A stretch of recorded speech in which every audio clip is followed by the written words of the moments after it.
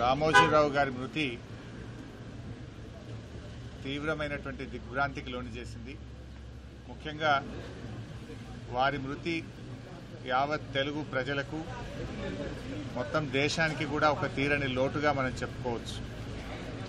రామోజీరావు గారు తన జీవితంలో ఒక గొప్ప సామాజిక బాధ్యతను నిర్వర్తించారు. అంటే అక్షరానికి కూడా ఒక సామాజిక బాధ్యత ఉందని మరి సమాజానికి చాటి చెప్పి నిరూపించినటువంటి వ్యక్తి రామోజీరావు గారు. అంటే పేద ప్రజల గొంతుకగా తన పత్రికను నిలుపుతూ మరి ఎంతోమంది పేదల పక్షాన నిలబడ్డటువంటి మహనీయుడు. ఇలా పత్రికా రంగంలో మీడియాలో తనకంటూ ఈ రాష్ట్రంలోనే కాదు దేశ విదేశాల్లో ఒక ప్రత్యేకమైన స్థానాన్ని సంపాదించుకున్నటువంటి వ్యక్తి రామోజీరావు గారు. ఉదయాన్నే పత్రిక వచ్చిందంటే జిల్లా ట్యాబ్లెట్ స్టార్ట్ అయినాయంటే అంటే ప్రజలకు పత్రికల్ని చాలా దగ్గరగా చేసినటువంటి వ్యక్తి ఇలా రామోజీరావు గారు. అంటే వారు నిజంగా ఈరోజు ఈ తెలుగు ప్రజలందరికీ ఇటు తెలంగాణ కావచ్చు, ఆంధ్రప్రదేశ్ కావచ్చు, దేశ విదేశాల్లో ఉండే తెలుగు ప్రజలకు అత్యంత సుపరిచితుడైనటువంటి వ్యక్తి.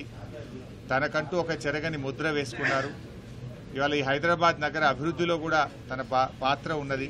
ఇంత గొప్ప ఫిలిం సిటీని నిర్మించడం, ఈ ప్రాంత అభివృద్ధిలో తాను కూడా భాగస్వామ్యమైనటువంటి వ్యక్తి.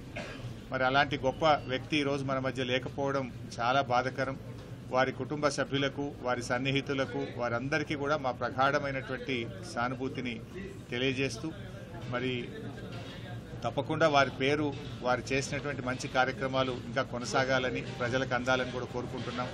తెలుగు భాష అభివృద్ధి పైన కూడా తెలుగు భాష నిలబడాలని, తెలుగు భాష 10 కాలాల పాటు ప్రజలందరికీ ఇది నిలబడే విధంగా ఉండే విధంగా కూడా ఆయన ఎంతో కృషి చేసినారు. తెలుగు భాష మీద ఆయనకు ఎంతో మక్కువ ఉండేది.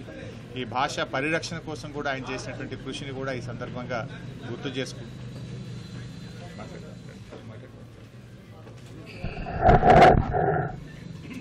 రామోజీరావు గారి మృతి దేశానికి ఒక తీరని లోటు. ఎందుకంటే పత్రికా రంగంలో మరి ఇప్పుడే పెద్దలు చెప్పినట్టు అక్షర బాధ్యత తీసుకొని అక్షరానికి కూడా ఒక అర్థం ఉంటుంది, అక్షరానికి కూడా ప్రజల యొక్క కష్ట సుఖాల్లో పాల్పంచుకుంటారని చెప్పే ఉద్దేశంతో ఎన్నో రకాల స్కామ్లను వెలికితీసి ప్రజల పక్షాన నిలబడి ప్రజల పక్షాన పోరాడి ప్రజలకు న్యాయం చేసిన మనిషి రామోజీరావు గారు. కేవలం పత్రికా రంగమే కాకుండా ఫిలిం సిటీ నిర్మాణం చేసి దేశంలో ఉన్న సినీ రంగాన్ని అంతా కూడా హైదరాబాద్కి రప్పించిన ఘనత కూడా రామోజీరావు గారిది. మరి ఈరోజు మన మధ్యలో ఆయన లేకపోవడం నిజంగా కూడా తీరని లోటది. మరి ఆయన కాలం చేసిన వార్త తెలవగానే నిజంగా దిగ్భ్రాంతికి లోనేమో. వారి కుటుంబానికి ప్రగాఢ సానుభూతిని, సంతాపాన్ని తెలియజేసుకుంటూ మరి ఆయన ఆశయాల్ని రాబోయే తరం అంతా కూడా భుజస్కంధాల మీద మోసి ఈ దేశంలో అందరికీ చాటి చెప్పాలని చెప్పి సందర్భంగా మనవి చేసుకుంటూ సెలవు తీసుకుంటాం.